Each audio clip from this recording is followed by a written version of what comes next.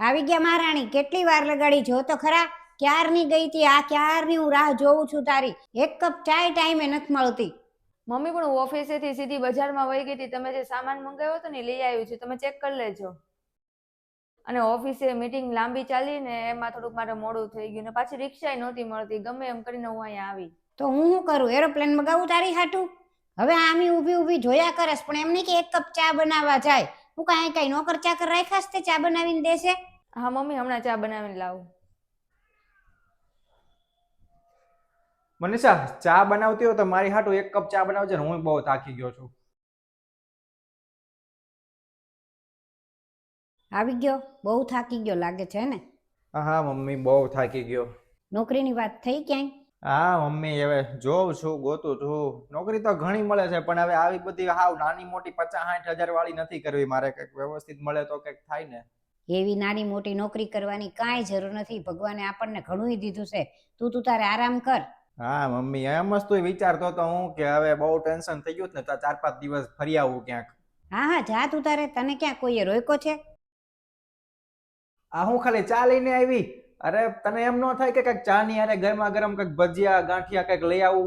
અરે પણ જમવાનો ટાઈમ થઈ જ ગયો છે. અત્યારે તમે ભજીયા ખાશો ચાની સાથે તો પછી જમવામાં ભૂખ જ નહીં લાગે. એક કામ કરો, અત્યારે તમે ચાની સાથે બિસ્કિટ નહીં ખાઈ લો, ત્યાં સુધી હું જમવાનું તૈયાર કરું. એક તો ચા આટલી મોડી મળી છે એ જમવાના ટાઈમે, અને પછી એને ભજીયા ખાવાનું મન છે તો કરી કેમ નથી દેતી? એક નંબરની કામચોર થઈ ગઈ છો. સવારે એક તો ઓફિસ વહી જાય, અત્યારે મોડી આવે. એકલું કામથી ભાગવા માટે જ બધું કરે છો. સાચી વાત છે મમ્મી, હું જ કામચોર છું. અને એમાં વાંક તમારો નથી. મારી મમતા જેવી હોય છે કે કામ કરવા વાળી વહુ છે ને કામચોર લાગે છે, અને ન કામ કરવા વાળો છોકરો તે ઇજ્જત વાળો લાગે છે. અરે હું તું આ બધી વાતો કરે છો? તારી હિંમત કેમ થઈ મમ્મીને આવી રીતના વાત કરવાની?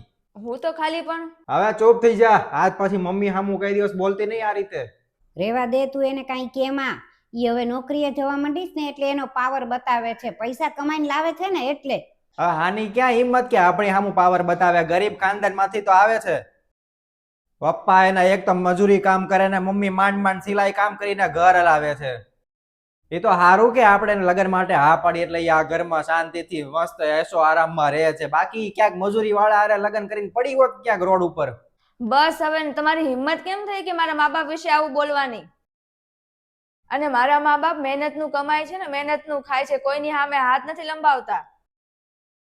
અને તમે છો કોણ અને તમારી ઓકાત શું છે? તમે કઈના રાજા મહારાજા છો, અને મોટી નોકરી તો તમને મળતી નથી ને નાની નોકરી તમારે કરવી નથી. અને ઉપરથી તમારા મમ્મી મારો દીકરો કરીને તમને બગાડે છે અને મને કામચોર કહે છે. અને એક કપ ચાય તમારા બેથી બનતી નથી અને મને કામચોર કહો છો. આ લગ્નને 3 વર્ષ થયા, તમે 1 રૂપિયો નથી કમાઈને લાવ્યા. અને લગ્ન પહેલા તો તમે બહુ ફાંકા મારતા હતા કે આમ કરશું ને આમ કરશું. અને જ્યારે ખાવાના ફાફા પડી ગયા હતા ને ત્યારે મેં બહાર જઈને નોકરી કરીને એટલે ત્યાં ખાવાનું મળ્યું છે. અને જે મજૂરી કામની તમે મજાક ઉડાડો છો ને એના જ પૈસેથી હું ભણીને નોકરી કરું છું.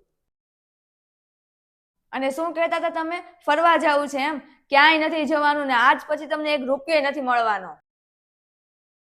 અને હા, હું 4 દિવસ ફરવા જાઉં છું મારી બેનપણી સાથે. અને ઈ 4 દિવસમાં તમે 2 પ્રેક્ટિસ કરી લેજો ઘરના કામ કરવાની, કેમ કે હું પછી આવું ને એટલે એકેય ઘરના કામ નહીં કરું, ખાલી ઓફિસે જ જઈશ.